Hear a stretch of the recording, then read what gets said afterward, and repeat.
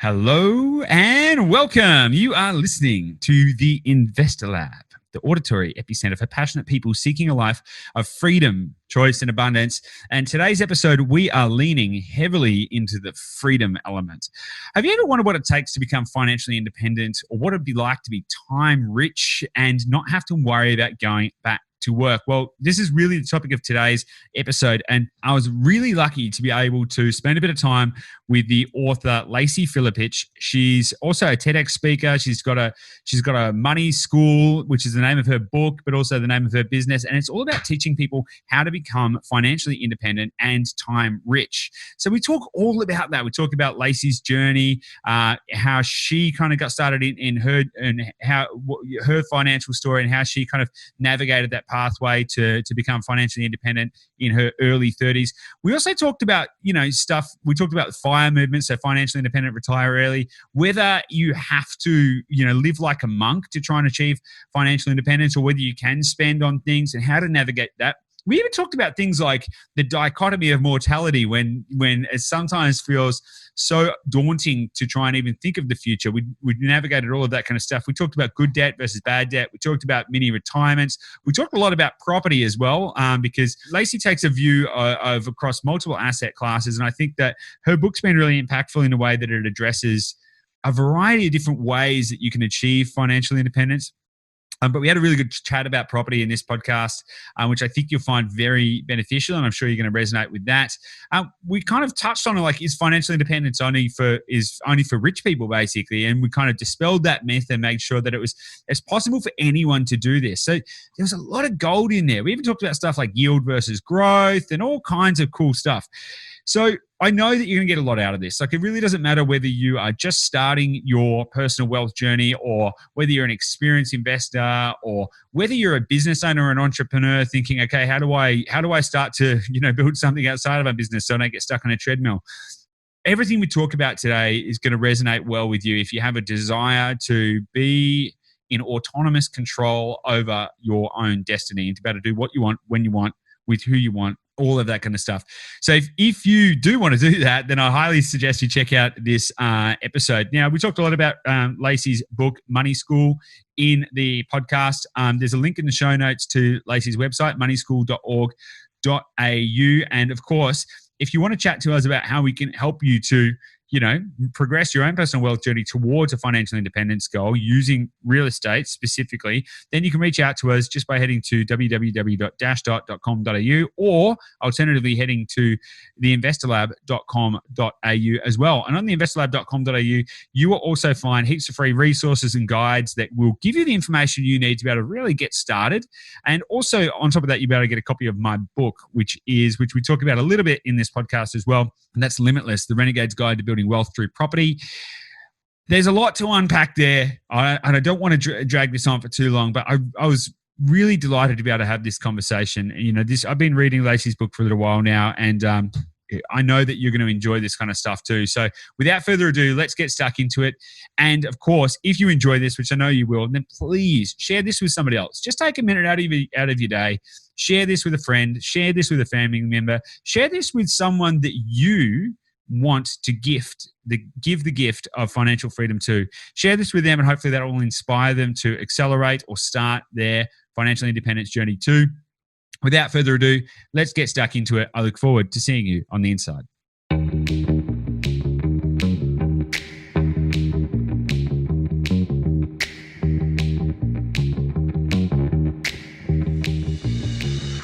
Hey guys, welcome back to the Investor Lab. And today I'm joined by a very, very, very special guest. I'm actually really excited to be having this conversation. I am going to be chatting with a successful author of Money School, and also an inspired educator, and I would even go say a financial independence influencer by the name of Lacey Filipich. Lacey, welcome to the Investor Lab. Thanks for having me.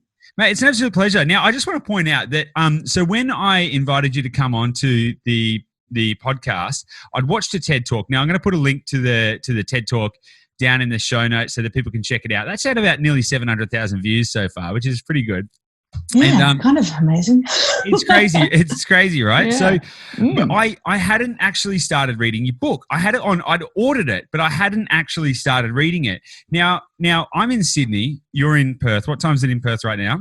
7:30 in the morning, something like that, I think. Yeah. So, unbeknownst to me, in the first couple of chapters, you specifically talk about how you've designed a life so you don't have to wake up early. And oh my God, I felt so bad. You know what? I don't mind it. Honestly, I don't mind it occasionally. Like it's actually nice. This morning was beautiful and quiet. My children were asleep. I got to enjoy my house and have a cup of tea. You know, like there's every now and then's fine. Don't worry. Don't feel bad, Bruce. It's more the whole, you know, that it's Friday morning, your alarm's gone off for the 5th day of the week, and you're like, oh, please let it end. That's the choice, right? It's the choice. Yeah, exactly. It's the choice that you can do it if you want, but you don't have to, right? Exactly. Yeah. Right. So we've got a lot to talk about, and I've got a lot of questions, and I know this is going to be super impactful. But why don't we just kind of start all the way back at the start? I've been reading your book. I know I've gotten to know who you are through the narrative in the book, but a lot of other people will have no idea who you are or what you're all about and what money school is. So why don't you just give us a little bit of a backstory? Tell us a little bit about who you are, why you're here, and what you're doing. Great. Well, I think I'm a little bit common in the FIRE community in that I'm an engineer, but a little bit unusual in the financial education sphere in that I'm an engineer. But basically, I started out really liking maths and had a traditional career in engineering. But alongside studying engineering and practicing, going out into mining is where I ended up going, which might upset a few people, but I really enjoyed it. I also, alongside that, had my mum and my dad teaching me about money. And I like to say my parents' story is like a rich mum, poor dad story, even though my dad earned a lot more than my mum was really sensible and conservative with her money. And even though she was effectively the one paying for most of our upbringing since my parents divorced, she managed to become financially independent when she was 63, whereas my dad will be living on the pension, which has been really interesting. I love them both, but I got to see both examples, and I guess that's why I got interested in money. Yeah, it is. It was fascinating, you know. So I say, you know, mum taught me what to do, dad taught me what not to do. Yeah. And so it was good to see that juxtaposition. But I got really interested in money when I was about 10, and I guess that was a couple of years after my parents had divorced. And I was starting to think a bit more about money because mum was talking about it more. You know, like I think when they were together, maybe the parents, you know, they just talked amongst each other. But I was actually a bit of a sounding board for my mum about prioritization at times, even as a young kid. And so at 10 years old, I started my first business and ended up with 5 of my friends as employees, which was pretty entertaining. And my mum was asking me on my first market what I was going to do with the money, and she explained compound interest to me because I talked about maybe spending it. She said, you know, if you put it in the bank will give you more money and it'll grow from there, and that money makes more money. And I was like, what? Are you serious? Oh, my gosh. And that's where I first learned about the power of money, and I guess it started from there. And that little seed that was planted, and I say this to lots of parents because lots of people go, oh, how do I teach my kid about money? It's actually not about long lectures. If you can plant a few little seeds, you'll be surprised how quickly they take root and grow. But that's the moment I credit with me getting very excited about money and being interested in making my money work for me. And so that's really been the theme of my life. As I was studying at university, I started investing in my second year of uni, which everyone thought was insane because everyone else was renting property. Bought my first property. Nice. Yeah. So So I think you know, that's 19 years ago now. It's a bit scary. A very different environment, but still, I did what I think a lot of young people can do, which is I bought a little apartment, 2-bedroom, 1 bathroom, and I rented out the second room. And including like power, phone bill, water, my shortfall, and plus the mortgage, my shortfall was about $40 a week, whereas you would have rented a room for about $100 a week. So it's a system that anyone I think could use, you know, this idea of, you know, you live in it and then you rent out a room if you're young and you're willing to share. So that's where it started. And I kept investing in property and then got into shares. And then before I knew it, I was financially independent and had the choice about whether to work or not, which was great. That's awesome. Okay. So there's a couple of things. There's so much to unpack there. Okay. So just a little side note. So that kind of strategy where you invested in a property, lived in it, rented out part of it. That's what some people in like the bigger pockets community in the US, they're like big real estate investors, they would call that kind of thing house hacking. Are you familiar with that term? Yeah. Yeah. It's a great term. And, you know, and some other people talk about rent vesting, you know, that idea of buy an investment property and elsewhere. There's lots of, I guess, ways you can make it work for you. I'm really glad I did it. I mean, just really luck and timing on my side to get in there before we had a big property boom in Brisbane. I got in there like 6 months ahead of that. Which you didn't know it was coming, right? Like I didn't know that was going to happen. I was just excited that interest rates were 5.1% back then. I can't believe I'm now looking at interest rates starting with 2s. Yeah. It's funny. Perspective's a very interesting thing, right? So I mean, I remember growing up, my parents, I remember having conversations around the house, or at least I remember it being a thing that they were like 17%. And it was like, whoa. And then like a credit card, right? Just like buying a house on a credit card. I know, it's crazy. Yet they still made it work, Okay. Back. When did you have this like moment where you were like, I'm financially free? And what was that experience like? Well, it was one of these ones that creeps up on you. And I guess when people watch my TEDx talk, they'll realize I had a bit of a life moment in my mid to late 20s where I sort of went, this is insane. I don't want to live like climbing the corporate ladder anymore. So I'd already had that realization. And become more aware of the fact that my investments were starting to grow, and I hadn't set out necessarily to say I want financial independence and I want the choice to work. I just knew I wanted my money to work for me, and I hated waste. But when we had our first child, I was 30 years old, and I had the choice about whether I needed to go back to work or not. And I was sitting there thinking about, what can I do? Because I was a contractor at that point, so didn't have maternity leave. I was like, hey, my rent and my dividends actually cover my living costs. It's not something that I had been consciously focused on because I had been putting all of my stuff back into reinvesting, like paying down debt off properties and buying more shares. And I just kind of had it ticking over, and it wasn't something like I was obviously interested in investing, so I paid attention to it, but I hadn't really thought about how much money I was making as what we would call a passive income. I mean, it's never passive in that you just ignore it, right? But but you're not spending time. It sounds a little funny, like you hadn't noticed that you'd accidentally built up basically a salary. Yeah, well, I guess I hadn't thought of it, the power of it to be a salary necessarily. I had I knew I wanted the independence of like, well, this is my risk aversion. Engineers, we're naturally risk averse, right? We spend so much time looking at risk. It's just what happens. And I was like, it would be really good to have this passive income and to then have a choice if you get made redundant or if you have a family or anything like that. I remember thinking those things when I was young and making my decisions about what to invest in. But yeah, I hadn't really realized what I'd built up to, like how much income I was getting because I was reinvesting it all. It's not something that it was front of mind for me. But yeah, when I had my first child and I was sitting at home going, well, after I got some sleep, I was thinking about when I'd go back to work, and then I realized I didn't have to. And that was quite cool, quite exciting. And I'd already been interested in fun. But yeah, it's a nice surprise, right? Like, I know it sounds like an accident. It's just that I hadn't, it was definitely deliberate strategy, investing and creating this income. It was just that I hadn't really thought about the impact it could have until I had a baby in my arms. And I was like, I don't have to go back. And of course, the work I'd been doing a lot of flying, a lot of moving away. We lived in America. I was at one point flying to and from Perth to Queensland, 6 flights a week. And I was like, I don't really want to do that with a baby. And I was like, I don't have to. Cool.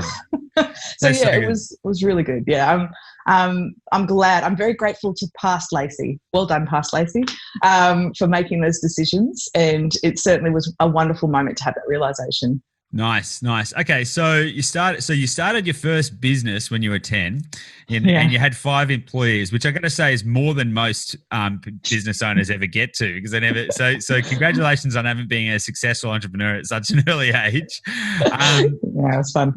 And then okay, cool. And then your mum planted the seeds about like, hey, there's actually smarter ways of using your money, and you can compound it. I one of the biggest things is I wish I'd learned about compound interest when I was younger.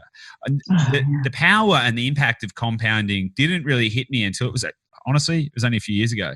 And I was like, whoa, hang on a second. Why didn't I know this when I was 20? So okay, cool. And then you went and so you did engineering, you went and started working in the resources sector, all of that kind of stuff. You mentioned at the start FIRE. Yeah.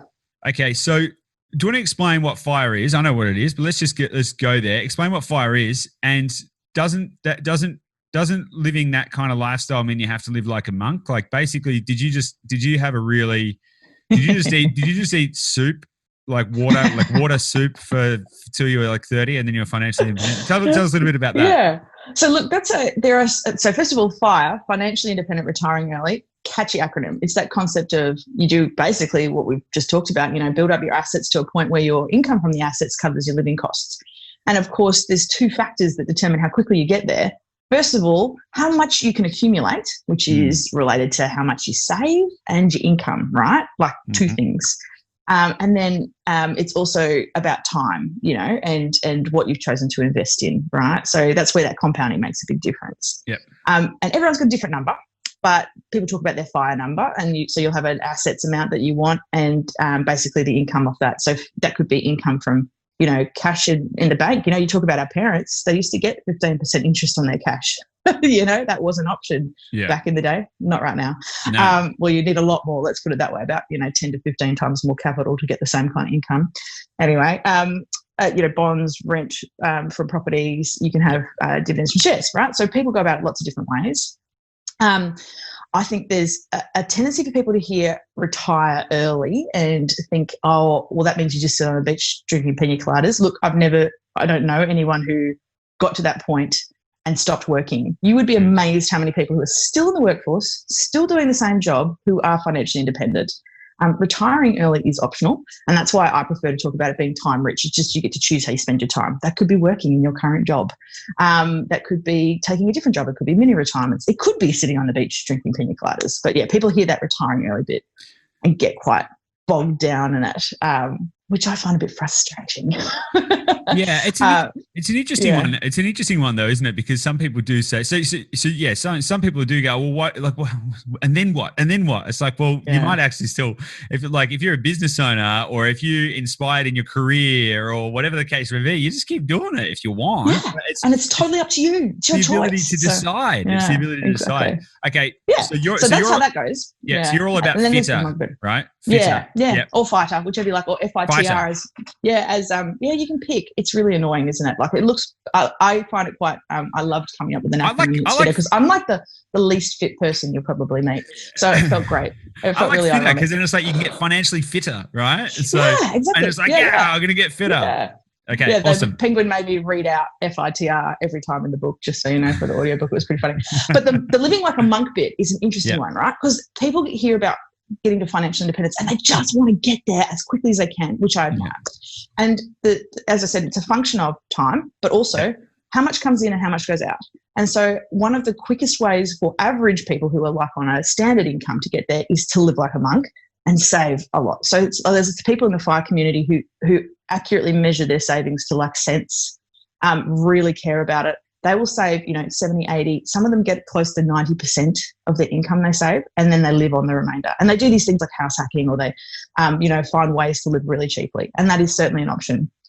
It's not the way I went, but I am inherently, I talk about being cheap to run. I know people don't like the phrase cheap, but like I don't like cars and I don't like clothes and I don't like shoes. And well, they're very functional. I need them, but they don't do it for me. So I don't spend a lot of money on them. But I do have the few things that I do love. I love wine, I love food, and I love travel. And so I have spent plenty of money on those things because they give me the most happiness. But I don't frivolously waste money on things that I don't need or don't want. And that's that prioritization. It's just been, I guess it's like, growing up with my mother who could make $1 stretch to what felt like 10. Like she's a magician with money. I just realized there were things that people spent money on that I didn't think were high priorities, and what a waste. I had to spend time to earn that money. Why would I just let it leave? So I don't feel like I had a monk lifestyle, but certainly there'd be people, like if you came to my house, I would say 2/3 of my furniture is hand-me-down or curbside collection because I just don't care. It's functional and it's clean, and I'm not going to go to IKEA or to any of those other places and buy something new when there's something perfectly functional. It's just not my thing. But if we're going on a holiday, I will drop a couple of $100 on a dinner with no problems. I'll buy a nice bottle of wine. I'll treat my kids to something really cool. Like that's my high priority area to spend in. So I think the prioritization is more important. Experiences, experiences. Yeah, that's what does it for me now. And look, some people love cars, so fine, buy a car, but don't buy everything else. Right? Yeah. Pick the things, pick the few things that you really care about and spend money on them. That's, I think, a more satisfying way to get to FIRE. It might take you a bit longer, but hey, mate, you might go under a bus. So don't avoid joy out of your life completely. Yeah, totally. I've recently been going on that journey as well, and go, actually, like, what is it? Well, actually, for me, it's like books. I like reading. Yeah. I'm an addict too. Like my bookshelves. Yeah, my to read pile. It's a good one to spend money on. Yeah, totally. I was like, at the end of the day, I mean, really, it's like the gym, groceries, some books. Like, what am I spending all my money on? And I was like, I really had to think about it. I was like, wow, there's a lot of crap. There's really a lot of crap in there. So yeah, it sneaks in too, right? Like totally. You start spending it and then you go, it was all right for the first month. Like how many subscriptions? I found subscriptions on my credit card before. I'm like, what is this? You got to remember to cancel them. You got to be conscious sometimes and do a bit of a purge, if you like. Totally. And it's also, there's also a really interesting, like there's a diminishing return on things, right? So, and that's, I think, a big something that a lot of people miss. Like if you move into a really nice apartment and it's costing you a lot of money and all of that kind of stuff, it's like, yeah, that's great for the first month. The second month, it won't be as exciting, and the third month, it won't be as exciting. And at the end of the day, then you're just going to be like, well, it's a box that I'm in, and could it be cheaper?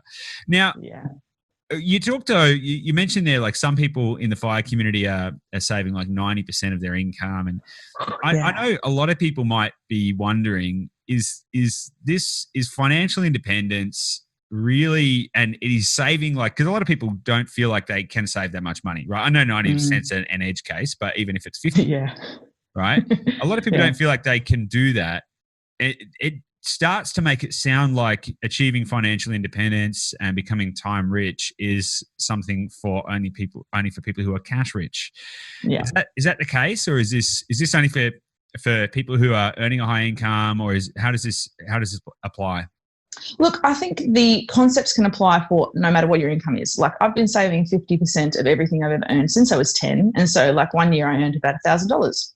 I saved half of it. I lived at home. You do realize that's really nuts, right?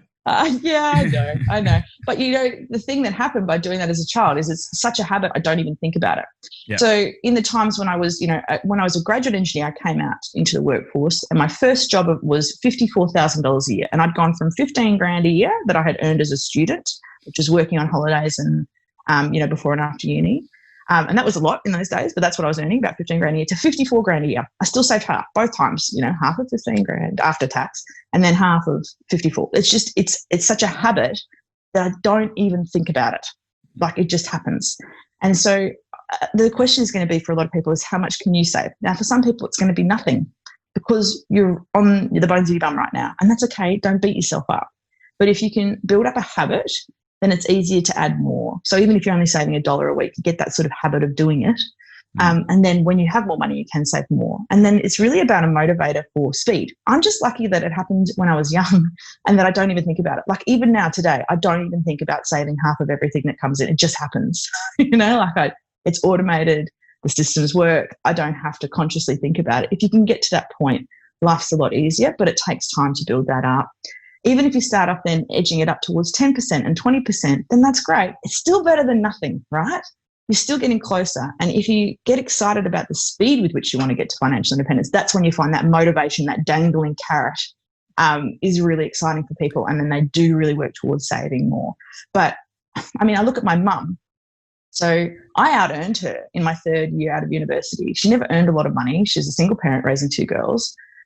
She started investing when she was 49. She got to financial independence at 63, just plodding along, paying for having two children at home, through her 40s. She couldn't save at that point because we were expensive because we're kids, relatively speaking. I guess when I think back now, it's not actually that expensive now that I've got kids, but, it is a big chunk of your income, providing a roof and food and all that kind of stuff. But she got there just through plodding. So I guess I've seen plenty of cases of people who do get there with what you would probably call average incomes. I think when you get towards that point where you're in financial stress, look, saving's an unreasonable ask. So please, if anyone's listening and they're in that situation, don't beat yourself up. One day you'll have more money, then save. But if you can get that habit in there, you'll be grateful later. I think even if you right now like thinking this and you're like, where am I supposed to put money? I think it's a good thing to really start thinking about, and to start thinking about concepts like minimum viable life and like what you actually need and what would actually need to change if you wanted to save more, what would need to change, whether it be income or spending or whatever. There's always different levers you can pull. Now, I want to just throw a little curveball in here. How do you, or do you have any advice, or how do you navigate the dichotomy of mortality? And I'll explain that, right? Because I know in me in my 20s, I was like, I could get hit by a truck tomorrow. Like, I'm here, I'm living, I'm redlining, I'm going all the way. But it was always like the future just felt so distant and far away. Now, you started investing when you were 19. That was 19 years ago. How long did it take you so that was 11, 12 years for you to get? 12 years of investing, really. Yeah. I think I was 31 when I hit my target income. Yeah. So, awesome. So it was, and like remembering that I had a really good income when I finally got into the workforce, right? So that's why the speed was there, and I had good timing as well. So I had this coalescence of that. But I totally get your sense of it's a tension, right? You could go under a bus tomorrow. Well, totally. And if what was the point? What was the point? And if someone's like 35, if they're like 40, and they're like, okay, I haven't done anything, right? I haven't done anything, and I'm starting from essentially zero. I've earned and spent all the money I've ever made, and I'm starting basically from zero. They might go, man, like it might take me 20 years, and let's just say they're 35. It's going to take them to their 55, and they might be thinking like, is that really how I want to spend my do you have any kind of how do you balance that psychology? Have you got any advice for people to try and overcome that balance? Well, look, I think the mention you made of the minimum viable life, we get used to a quality of life, but it doesn't actually impact our happiness long term. You gave a really good example. Then you're happy in the first month, the 6 months down the tracks, you're exactly the same level of happiness, right? Like nothing really changed. You just increased your costs. That's a really hard thing for people to grasp, because it's not how our society is marketed to us. We get messages all the time that more will make you happy. And if you could just upgrade your house or upgrade your car or get that better job, then you would be happy. And that's bullshit. Excuse me for swearing on your podcast. But go for it. It's not true, right?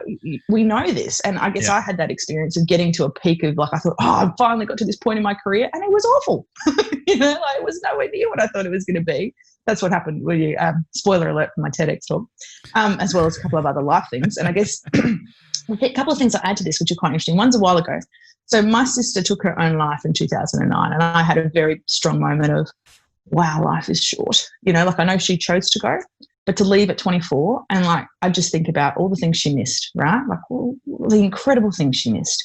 And you do have that. You have to keep that front of mind, because there's no, and I've got one here just as a demonstration because it doesn't work. There's no crystal ball.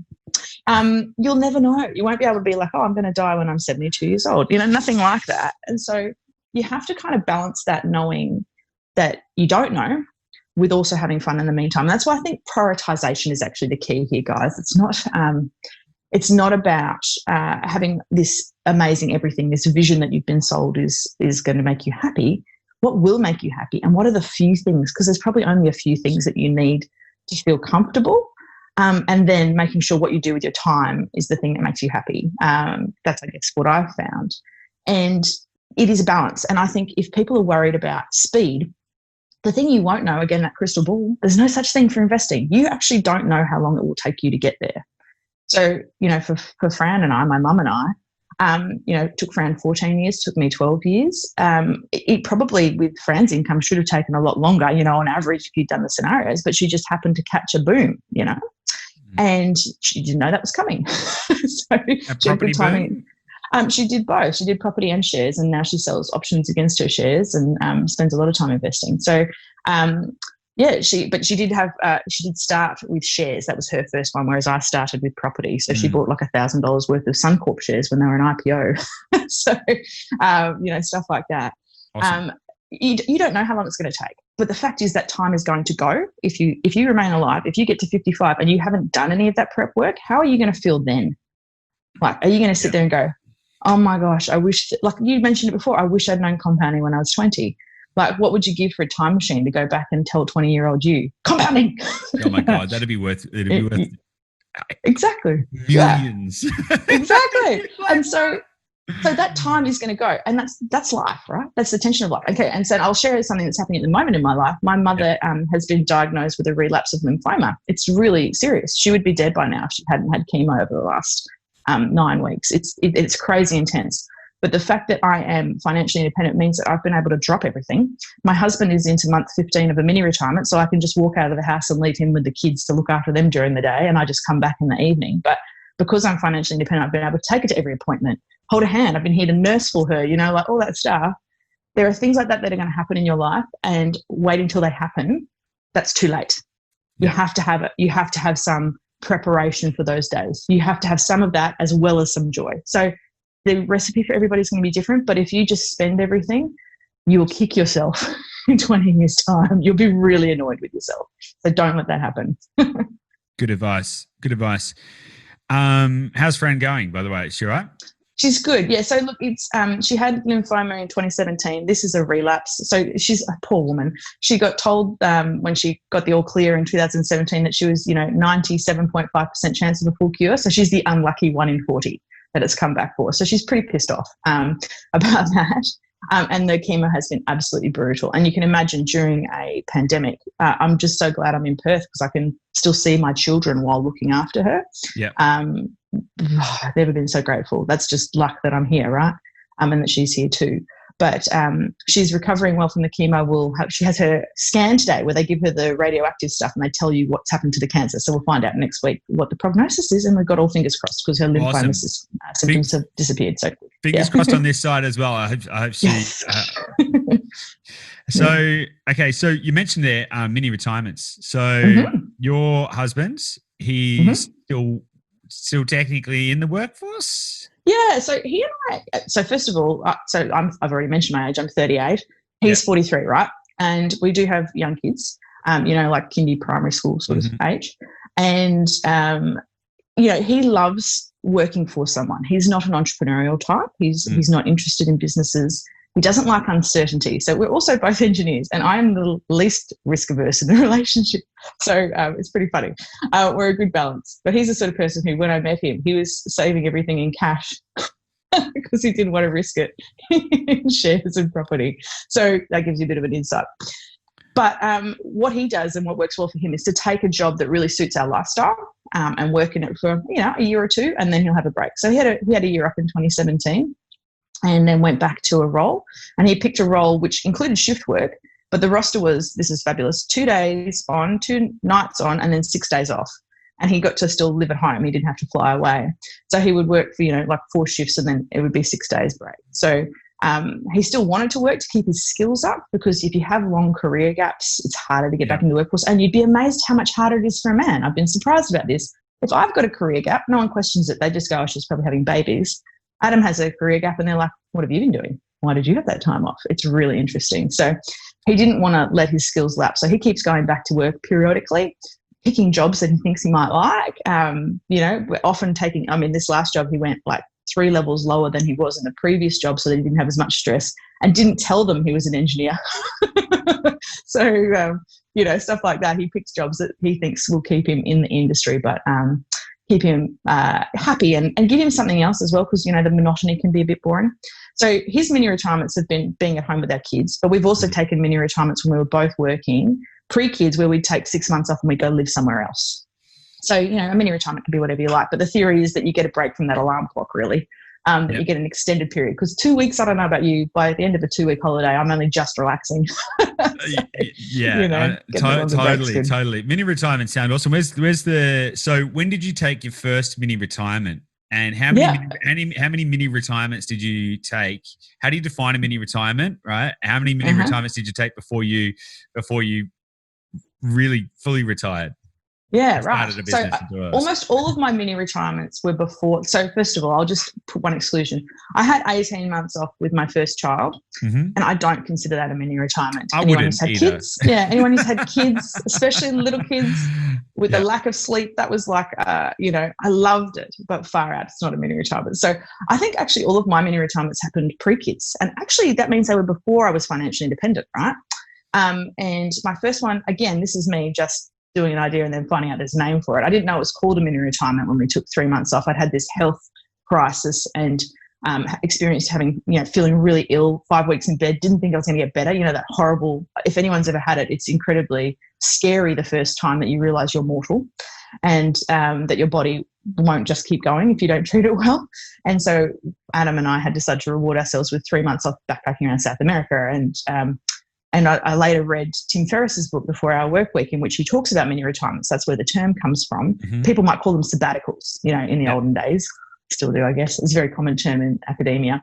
And we had gone overseas and had a great time, and I came back and I went into this job that I'd been working at in the same company for several years, and had said to them, that was awesome. I want to do more of that. And they were like, oh, no, you've had your big break. You and Adam have had your time off. You can't have big breaks like that again. That's not feasible. And so that was when I started thinking, how do I make this part of my life? And so I ended up leaving the company and doing contract work, and I would take contracts April to October, and then I would have the summer off. And I did that for 3 years. And I think I ended up in total, because I had one block work in the middle, there was 5 mini retirements. All of them were between 3 and 6 months long. My favourite ones were actually not where we went travelling. I mean, South America was amazing, and we did all the good stuff, snorkeling at Galapagos Islands. We went to Carnival in Rio. We did all the fun stuff. But I really enjoyed the ones where I went and lived in a really sleepy village over here in WA called Bustleton, which is down near Margaret River, right near the wine region. And it's like a retirement village. And we just lived the beach life, learned to cook, exercised, and had a great time. That sounds awesome. That sounds great. That sounds fantastic. Okay. Yeah.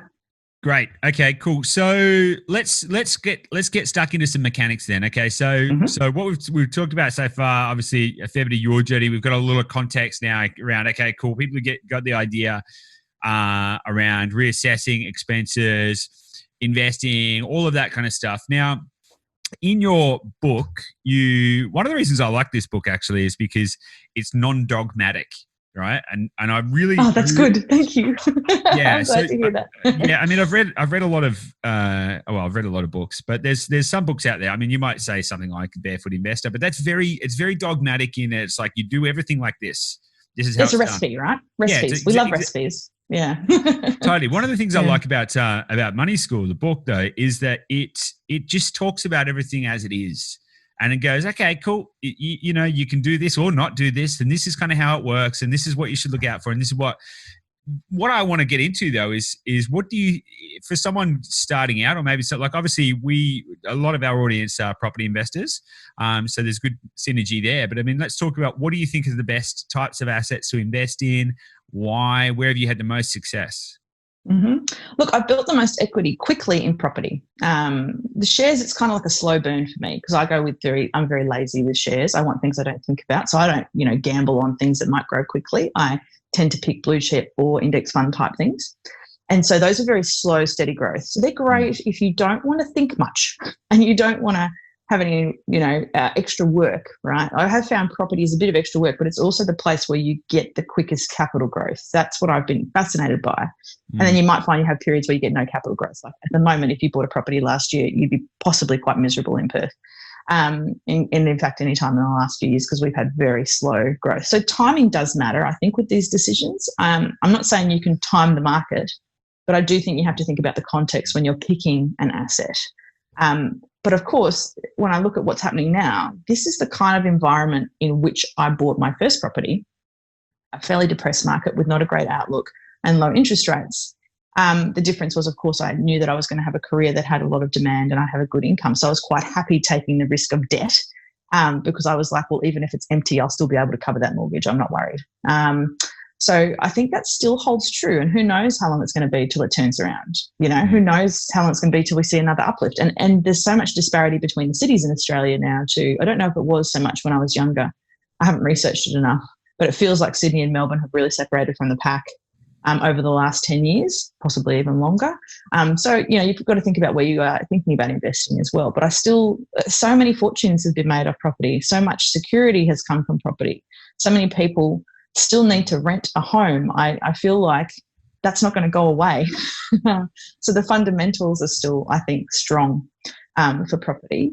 And it is somewhere where because I am quite secure and I have a nice big cash buffer, I would still be looking at investing in property now. I'm not actually worried. If you were young, you didn't have much capital behind you, and you're worried about your income, you might be more hesitant to take on debt. And that's when something like shares or bonds lets you take a little bit of capital and invest, but you're not risking the debt. So you might be slower, but you still get that compounding effect. So that can work for everybody. It's really about your personal situation, where you're looking at, and what you want to do. Because I guess I think about property. I have an agent, but I still get calls. There's still things with body corporate. There's still repairs that need approval. You still have a little bit of work to do, but I think it's well worth it for the capital growth I've enjoyed out of it. And I don't think it's going to ever stay flat forever. Like, it's just, that's not how an economy works. We're eventually going to see growth again. It's just about when. Totally. And I'm happy to wait. Totally. I mean, there's markets right now which are absolutely going off. Like, Exactly. and it really is an interesting discussion. I would say that I'll publicly state it. I think Perth and the WA market is, from everything that I can see right now, is looking to come good pretty soon. And I think it's very much helped by the fact that the borders are shut. So there's like the coronavirus impact has been significantly dampened in WA, and I think there's an interesting little storm brewing over there, which I think is going to see some good results. But you spoke about growth there quite a lot. You can't take equity to the shops though. So no, you can't. What about cash flow? Well, this is the thing I guess people always get nervous about. Oh, what if interest rates go up? What if that? Look, as we grow, as capital grows, the rent that comes in grows, right? Like they are not directly, proportionally linked all the time, but they're in that range. You don't see a property price go up and the rent stay the same for long. That's just not what happens. It's usually the other way around. Rents go up and then prices go up. Yeah. Well, exactly, because people go, oh, now it's more expensive to rent than it is to own, so I'm going to now own. And then you see that swing back and forth, right? And so the rents go up, and the rent is where you get your income from, right? So long as you're paying down the debt, there's no point. Like, I talk to people about negative gearing. Look, negative gearing is a wonderful bonus, but it's not a good reason to buy property, right? The goal for me with property, and for anyone, if you're trying to derive an income out of it, is to, as opposed to selling it and taking the capital gains, if you're trying to get rent as your income, you want to pay down the debt, because then more of that rent lands in your pocket, right? And every time you've got debt, you're paying more to the bank. So you're paying more than the sticker price, right? So I think if people focus, if they've got that interest in financial independence as that idea of a cash flow, property, we still continue to pay down the debt and therefore get the cash flow. That cash flow continues to increase as rents go up. And it's the same with dividends, right? It's always expressed as a percentage, because it's about the capital value versus how much cash flow comes out. So if you can get a reasonable return as a percentage on your asset, then it still meets the definition of what you'd need to reach FIRE or FITR. So I think, it still works, right? Yeah, totally. Leverage is a really interesting thing, because I was looking at, I was actually, it's so funny, because I've been reading Money School, and I'll read about 2 pages, and then I'll be like, my brain will start, going all over the place. So I was looking up bond yields. I was reading a section about bonds, and I was like, what are the bond yields at the moment? And then I was comparing that with property yields and all of that kind of stuff. And on a percentage basis, they're quite similar. The thing obviously with property is you get a lot of leverage. So you're expanding that potential, and you might have, as opposed to getting as opposed to taking $100,000 and buying $100,000 worth of bonds and getting, let's say 1% net yield, which is cool, which is great. Yeah. If you spend that on a $500,000 property and get 1% net yield, that's going to be 5 times as much, right? Yeah, exactly. Because you get all the gain and you also get all the capital growth. So the risk that comes with the debt is that, the property value goes down. That's fine. But you do get leverage. And that's why people build that equity quickly, and it's about getting into the market before it goes up. It's no point going, oh, well, the market's gone up now, I'm ready to buy the property. Yes, you've been paying off debt, but we're hoping that it's growing at a higher rate than what you're paying off. And so, I think that's that. It is compounding with leverage. It's the one area where I'm comfortable with leverage. I have never been comfortable with margin loans for shares, things like that. Those things feel too risky to me. I joke about me being on the other end of the spectrum. If there's a spectrum of risk averse, like my husband is, like, absolutely not, and I'm somewhere down here. It's one of those things. So I don't like things like margin loans, because I think that's quite risky. I agree. I'm like, nah, I'm okay. Yeah. Whereas with property, I know that's an old adage, that you can always sleep in it. Someone always needs to rent it. And I guess I have tended to buy properties that are more towards the bottom of the market, because someone always needs to rent those. Whereas when you buy something big and palatial, that might be where you get higher vacancy rates. But I've focused more on the rental viability than I have on the land value in it to get that sort of thing. But I think a lot of people would be focused much more on getting really good land value that's going to escalate quickly. And then, you do get all the growth. And that's why you want to pay down the debt quick because then that equity is bigger. So totally. It actually has like I can't remember what the ratio is, but there's an exponential difference if you just got the capital growth and just if you just say paid interest only, for example, versus if you pay down the debt at the same time, it actually multiplies the capital growth. It's not just as simple as like, I paid down $10,000 worth of debt, and so I have $10,000 more equity. There's actually there's an asymmetrical return that happens when you pay down the debt at the same time. Exactly. Which is pretty cool. It is pretty cool. It's pretty sweet. And if you can harness that, you're way ahead of the game. And that's why I think I look at so many people, whenever you look at they used to do the Business Review Weekly Rich List, something like half of those people built their original equity from property investing. It's a fundamental thing. I get really frustrated when people talk about, don't do property investing. Don't believe anyone who says, it's going to double every 10 years. That's not why we buy. We buy for the leverage because you put down the small amount, but you get all that growth. And it's still a fundamental fact that we need to live somewhere. Human beings need to live somewhere. So I feel like it's got good fundamentals. Absolutely. I mean, like the reality is you can get, it's not unreasonable to get 30% internal rate of return or a cash on cash return in six months or so in property if you buy well and do all the right stuff versus 6% in 12 months in shares and stuff like that. So you've got to weigh all that stuff up. Here's an interesting little thing for you though. You mentioned there in the rich list, half of them made all their money in property. Do you know Arnold Schwarzenegger?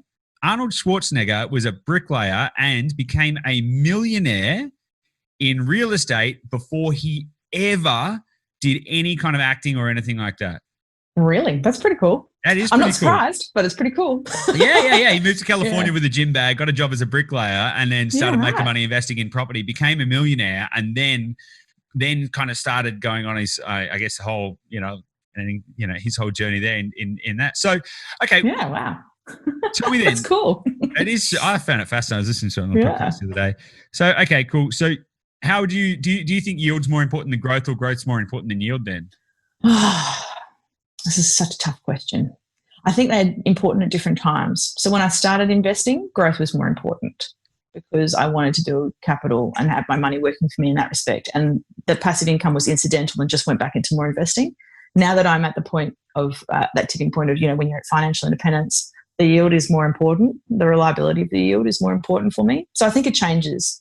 When you're in that accumulation phase, though, I think it would be a mistake to sacrifice growth for more passive income if you didn't need it. Like if you're happy to work and you're able to work and you had a job, then you don't need the passive income. You're better off chasing something that's going to build your equity quickly to give you more passive income when you want it, That's just my take on it. I think it's different for everybody though.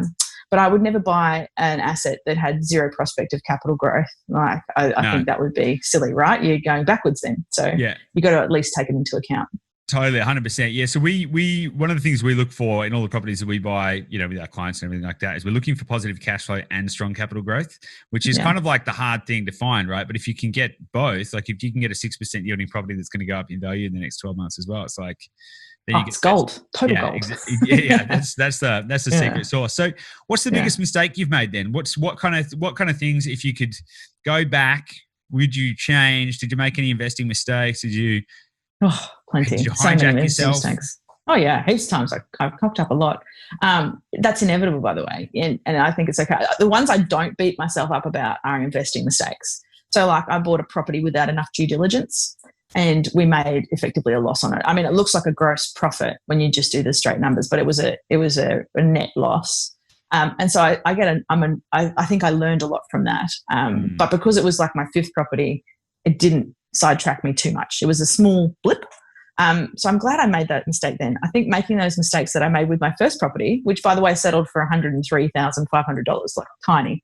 I made plenty of mistakes with that, but much better than making them on the $500,000 property, right? So I don't beat myself up about those. The things I get really angry with myself about are consumer mistakes. So I bought timeshare when I was 21, and every year that the maintenance bill comes in, it's a reminder of what an idiot I was. So for all the thanks to past Lacey, I go, 21-year-old Lacey, what were you thinking?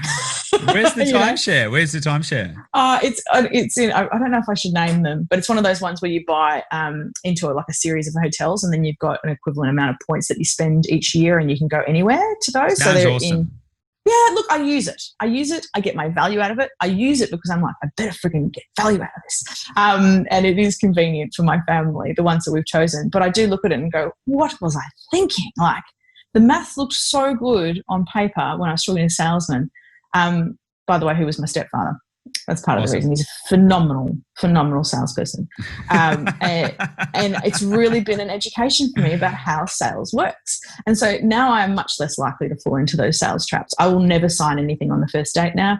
All those sorts of things. It's a small proportional lesson to have learned, but it's one of those, it's definitely a buyer's regret one for me. So because the maintenance bill comes in every year, that's the one I most regret, because every year I see it and I go, bastards, oh, you idiot, Lacey, what were you thinking? So it's a reminder not to get too cocky.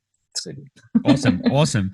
Well, tell me then, like, now that you've traversed this journey and now you're in a position where you can help other people do that too. Tell us a little bit about Money School and what's the, as you pointed out, you're the entrepreneurial one in the relationship. You started your business at 10, right? It's the first business at 10. Tell us about Money School. What's the mission there? What are you trying to achieve? So Money School is really that, you talked about, I wish I knew about compounding interest when I was 20. I don't want that to happen to anybody. I want everybody to walk out of school knowing about compound interest and knowing how bad debt works and knowing their investing options. I think it's an absolute travesty that I can talk to a 16-year-old who doesn't know what compounding interest means or doesn't understand what bad debt is. It's an embarrassment for us as a nation.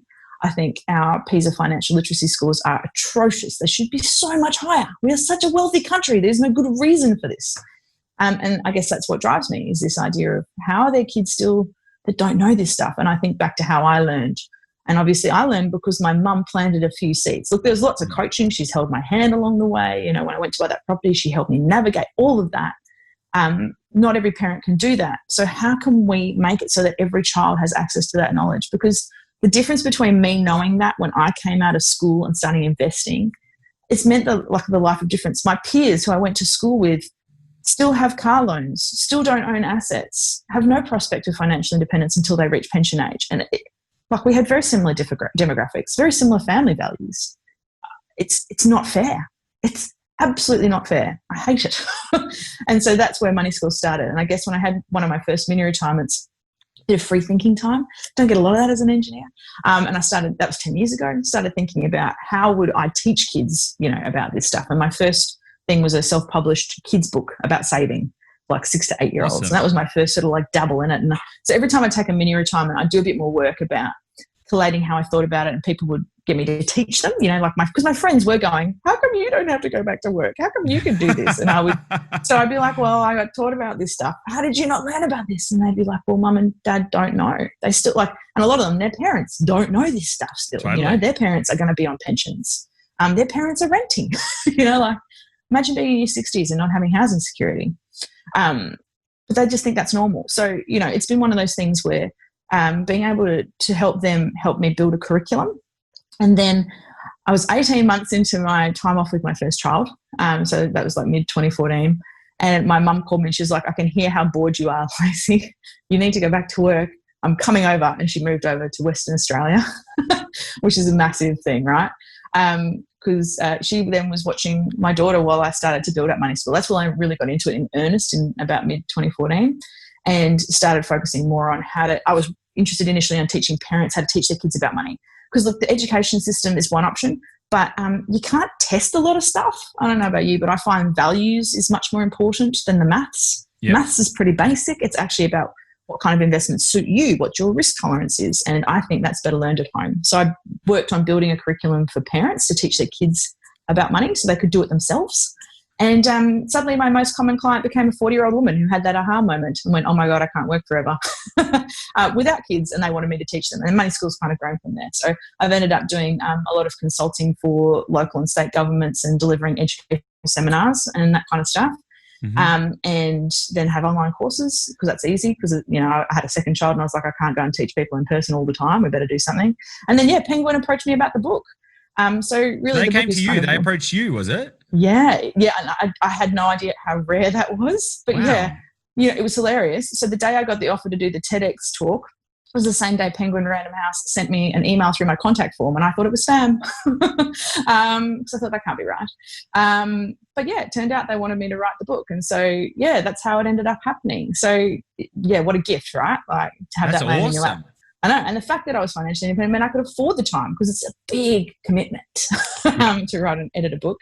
But I'm so lucky I had the time to do it, and that someone was willing to pay me to do it. So it was awesome. So that's how it's ended up. Yeah. Nice. I actually wrote my first book this year. It's called Congratulations. The Renegade's Guide to Building Wealth Through Property. And I can tell you, it was a lot of work. It's a lot of work. It's nerve-wracking. You're putting pen to paper and you're like, oh my God, I don't know about you, but I was like, what if people judge me on the things that I've written in there? And oh my God, there's so much. Yeah. And at a certain point, you've just got to go, it's out into the world and off we go. So and every point of view adds. This is what I think. The idea of, I really rebelled about this idea, and we talked about the recipes, that you're going to read one book and it's going to have the solution, and that you're just going to follow it like a recipe blindly for the rest of your life.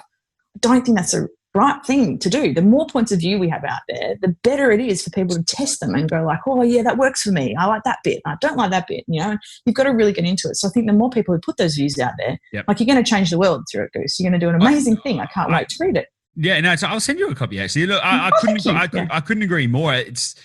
I think one of the biggest problems that people have got is they think with blinkers on, and they need to just go, okay, give me everything, and let me percolate in it, let me soak in it, steep in it like a hot bath, and then just kind of see what comes out of that and find out what's good. So exactly, and pick the bits that work for you, because it's not going to work for everybody, right? Some things you're going to read and you're going to go, that's not for me, and that's okay. But it's also really good to know. It's also really good to know about, because you can understand it, and you can get your head around it as well. So exactly, yeah. Okay, so now that you've done all this, how do you define success? Where are you going? Like, what's on your vision board? How are you going to know when you've made it? So this is such a pivotal point for me. So my mum is my business partner, right? Like she founded the business with me, and we've actually got two businesses because people started asking me to teach their kids directly. And so now I do a really like a covert way of doing that. I teach them how to start a business, and then once they've got the money in their hand, I teach them about money. Yes. And they save. It's like a silver bullet for financial capability, because when you're 10 to 12 years old, you don't get a lot of money. And I've got these kids, like some of them earn $2,000 a year. They save it.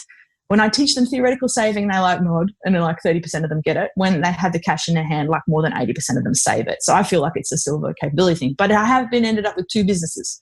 And because I really like the flexibility of my lifestyle, I've been able to just like drop everything and look after mum. I don't want to grow them to empires. It's not my goal.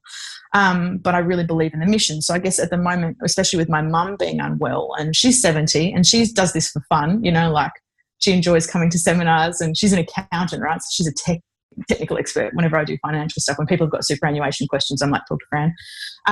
She does a great job. And but that's, of course, changing with her health. She's not really keen on doing that. So I've got to really think about what I'm going to do. And I guess I'm interested in how I can collaborate with people in the same space and grow something bigger than money school. So I've started connecting with all these amazing financial educators and authors in Australia and trying to, like, let's build a movement. Like, I know Barefoot's got a money movement, but I really want to see something with like everybody involved, that we all, we all contribute, have all these points of view. So I guess I'm not sure what it's going to look like, but I'm pretty convinced my next couple of years are going to be about how do we bring lots of people into the story? How do we catch the attention of these people who aren't thinking about money, but really should be? And how do we all work together? So I don't know what it's going to look like yet, but it's going to be fun. It sounds great. It sounds great. If there's anything I can do to help, I'm there. So awesome. Now, cool. We're pretty much at that point now where we're going to wrap it up. Is there anything else you want to share with anyone before we call it quits for today? No, there'll be a sense of I can't do this. It's always the way. People think, it's just beyond my reach. Start small. Just start small. Just do something. I think a lot of people get a lot more inspiration from my mother than they do from me. Someone who started investing at 49. It's never too late, guys. It's never too late to start teaching your kids about money. It's never too late to start having those little chats and planting those little seeds. You don't have to have all the answers. You just have to start. So please don't sit there thinking, I can't do this. It's beyond me. I'm just going to give up. Even a little bit's going to make a big difference. So just get started. Pick something that you do want to talk about and go from there. Totally. And if you are interested in trying to work it out, and if you're listening to this and you're like, okay, hang on, what do I do next? And how do I get some more information about this? You can head to moneyschool.org.au. That's Lacey's website. There's a whole bunch of really great resources there. I was having to play around with the financial independence calculator the other day. I hope that I stuffed it up because it told me I was going to be 211 before I got to it. So I was like, okay, I think I put in some wrong details in there. But I'm going to see that answer. That's classic. I was like, what? I was really just testing out the functionality of it, but I was like, oh, that was, hang on. That's not right. That's not possible. Yeah. I'm not going to go have a look at that. I would have thought we put a limit on that. I thought we put a limit, but never mind. All good. I'll go and check that out now. Thank you. Yeah, it's like 20 in the year 2197 or something like that. I'm going to finally, and it was great. The report was like, oh, it doesn't look like you're going to make it by retirement age. And I was like, I'm never going to make it. Anyway, that's by the by. Everyone can go there and check it out. Lacey, I've really enjoyed the conversation, and just thanks for everything you put out there. I mean, it's been impactful for me to read the book and to interact with you prior to this conversation, and this interaction has just helped to solidify all of that kind of stuff. So thanks for bringing value to me and also bringing value to our audience as well. Thanks for having me, Goose. I've loved it. Absolute pleasure. Speak soon.